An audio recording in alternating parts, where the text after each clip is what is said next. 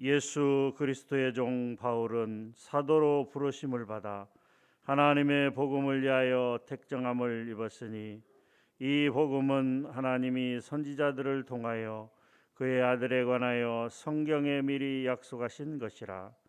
그의 아들에 관하여 말하면 육신으로는 다윗의 혈통에서 나셨고 성결의 영으로는 죽은 자들 가운데서 부활하사 능력으로 하나님의 아들로 선포되셨으니 곧 우리 주 예수 그리스도시니라.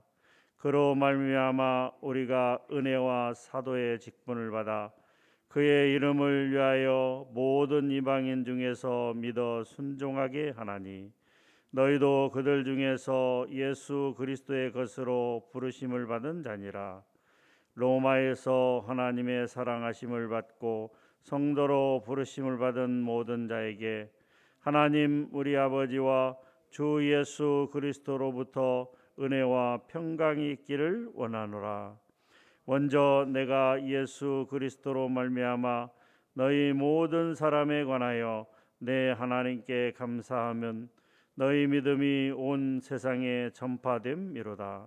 내가 그의 아들의 복음 안에서 내 심령으로 섬기는 하나님이 나의 증인이 되시거니와 항상 내 귀대에 쉬지 않고 너희를 말하며 어떻게 하든지 이제 하나님의 뜻 안에서 너희에게로 나아갈 좋은 길 얻기를 구하노라.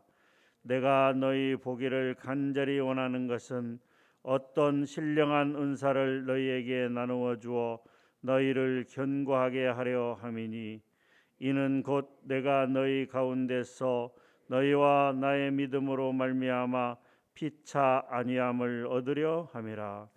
형제들아, 내가 여러 번 너희에게 가고자 한 것을 너희가 모르기를 원하지 아니하노니, 이는 너희 중에서도 다른 이방인 중에서와 같이 열매를 맺게 하려 함이로되 지금까지 길이 막혔도다. 헬라인이나 야만인이나 지혜 있는 자나 어리석은 자에게 다 내가 빚진 자라. 그러므로 나는 할 수 있는 대로 로마에 있는 너희에게도 복음 전하기를 원하노라.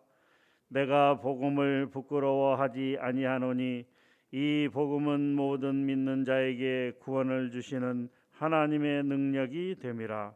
먼저는 유대인에게요 그리고 헬라인에게로다. 복음에는 하나님의 의가 나타나서 믿음으로 믿음에 이르게 하나니, 기록된 바 오직 의인은 믿음으로 말미암아 살리라 함과 같으니라. 하나님의 진노가 불의로 진리를 막는 사람들의 모든 경건하지 않음과 불의에 대하여 하늘로부터 나타나나니, 이는 하나님을 알만한 것이 그들 속에 보임이라. 하나님께서 이를 그들에게 보이셨느니라. 창세로부터 그의 보이지 아니하는 것들 곧 그의 영원하신 능력과 신성이 그가 만드신 만물에 분명히 보여 알려졌나니, 그러므로 그들이 핑계하지 못할지니라. 하나님을 알되 하나님을 영화롭게도 아니하며 감사하지도 아니하고 오히려 그 생각이 허망하여지며 미련한 마음이 어두워졌나니, 스스로 지혜 있다 하나 어리석게 되어 썩어지지 아니하는 하나님의 영광을 썩어질 사람과 새와 짐승과 기어다니는 동물 모양의 우상으로 바꾸었느니라. 그러므로 하나님께서 그들을 마음의 정욕대로 더러움에 내버려 두사 그들의 몸을 서로 욕되게 하게 하셨으니, 이는 그들이 하나님의 진리를 거짓 것으로 바꾸어 피조물을 조물주보다 더 경배하고 섬김이라. 주는 곧 영원히 찬송할 이시로다. 아멘.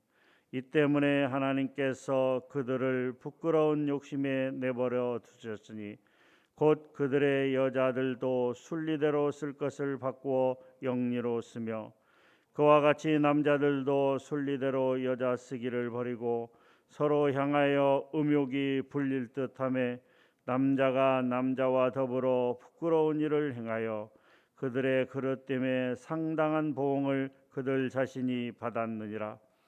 또한 그들이 마음에 하나님 두기를 싫어하며 하나님께서 그들을 그 상실한 마음대로 내버려 두사 합당하지 못한 일을 하게 하셨으니 곧 모든 불의, 추악, 탐욕, 악의가 가득한 자요 시기, 살인, 분쟁, 사기, 악독이 가득한 자요 수군수군하는 자요 비방하는 자요 하나님께서 미워하시는 자요 능욕하는 자요 교만한 자요 자랑하는 자요 악을 도모하는 자요 부모를 거역하는 자요 우매한 자요 배악하는 자요 무정한 자요 무자비한 자라. 그들이 이 같은 일을 행하는 자는 사형에 해당한다고 하나님께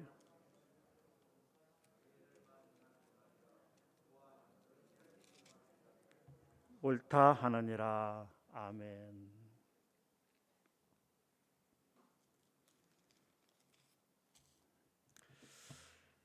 로마서 오늘부터 로마서 말씀을 같이 나누고 있습니다.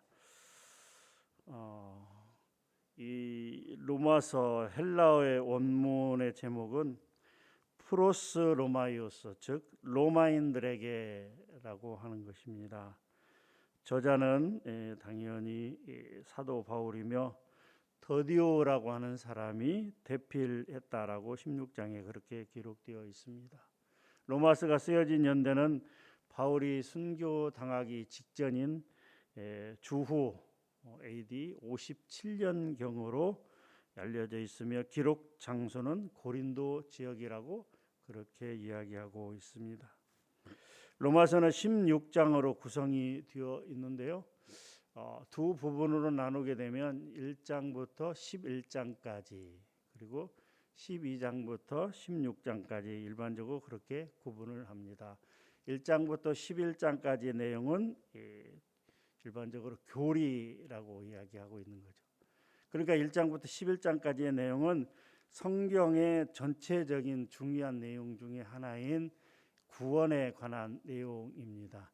한 사람 아담으로 인해서 모든 인간이 죄인이 되었으나 또 한 사람 예수 그리스도로 말미암아 구원을 받았다라고 하는 이야기.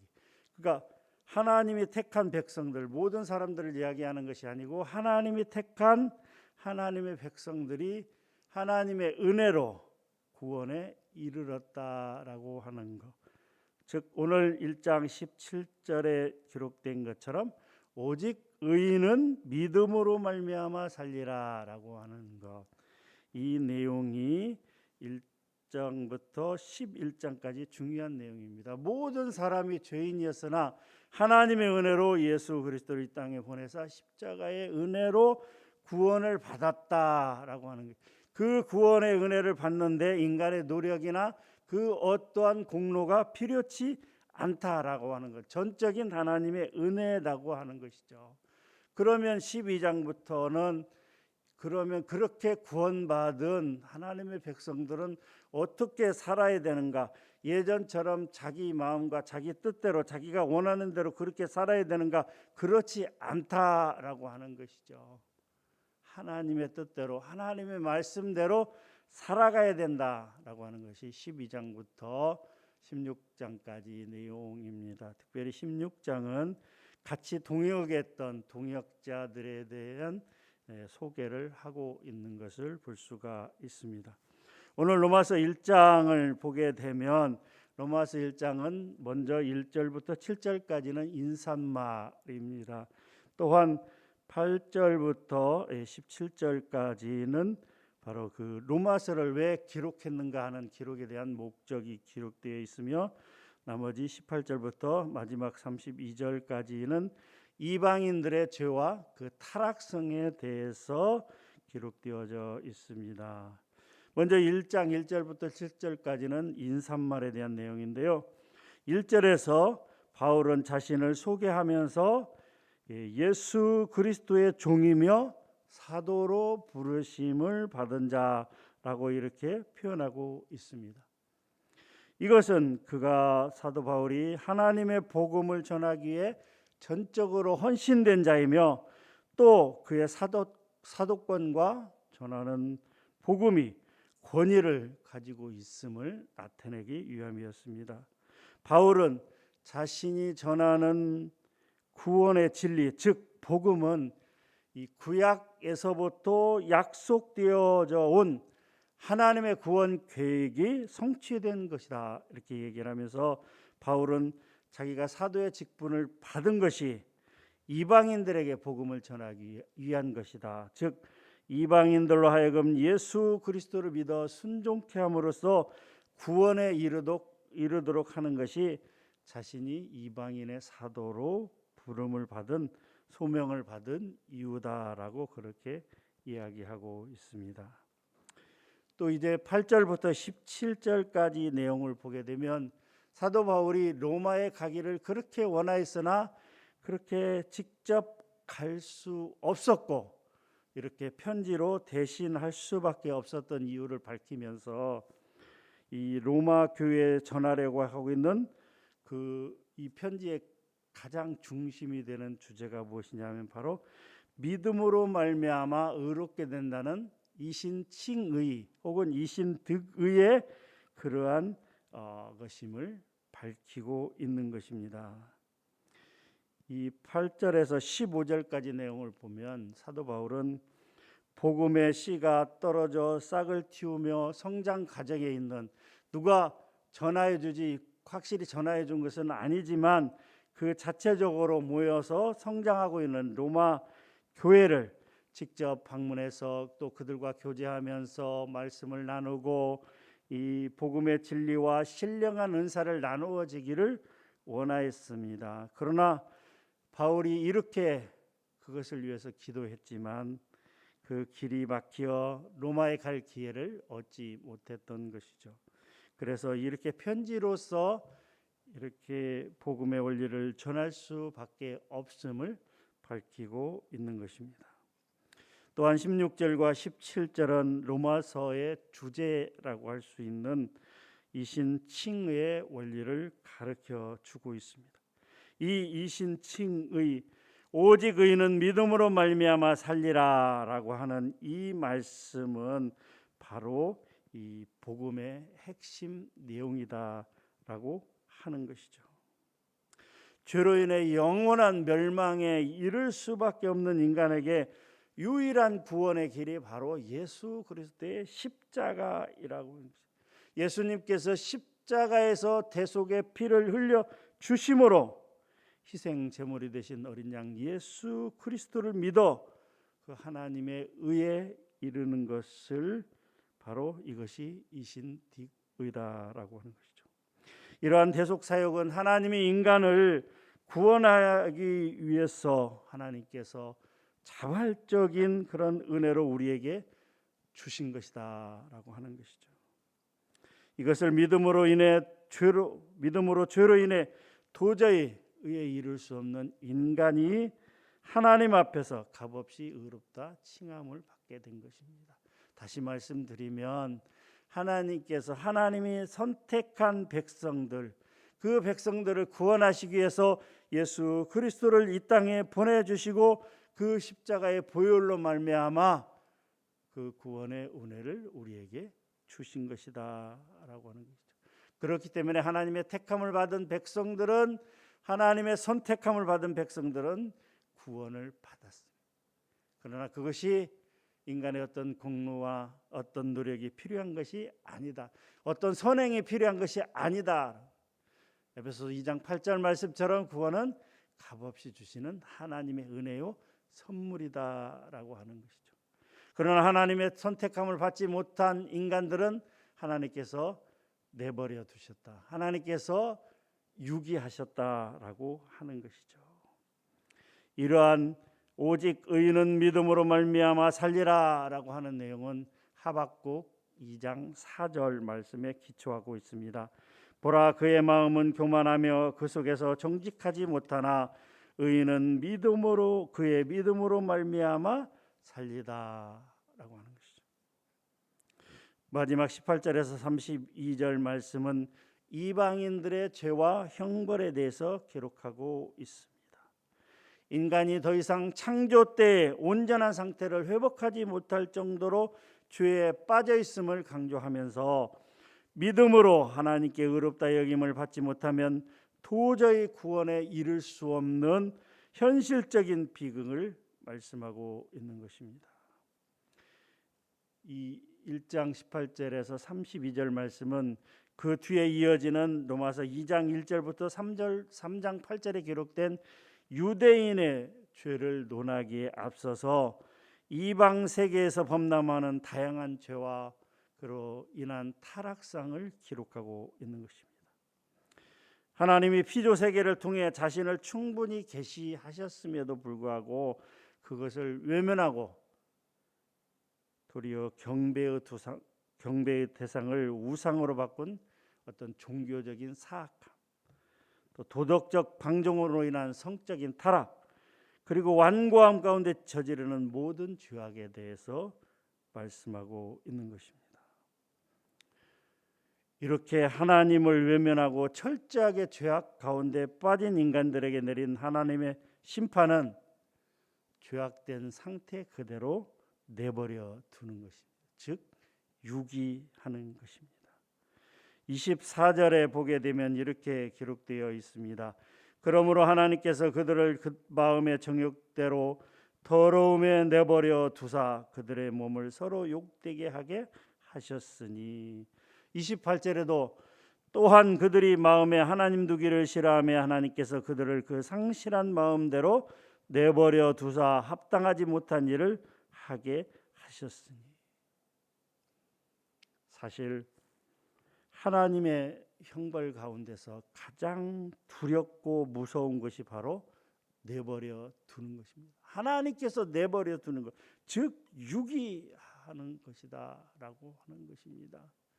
가장 무섭고 두려운 형벌이 바로 그것이다.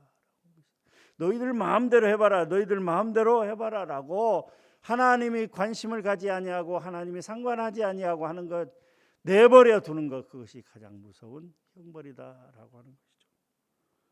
사랑하는 성도 여러분, 우리가 하나님 앞에 죄악을 범했을 때 우리를 상관하지 아니하고 우리를 징벌하지 아니하고 그냥 그대로 내버려 둔다면 우리는 참으로 불쌍한 사람들일 수밖에 없습니다.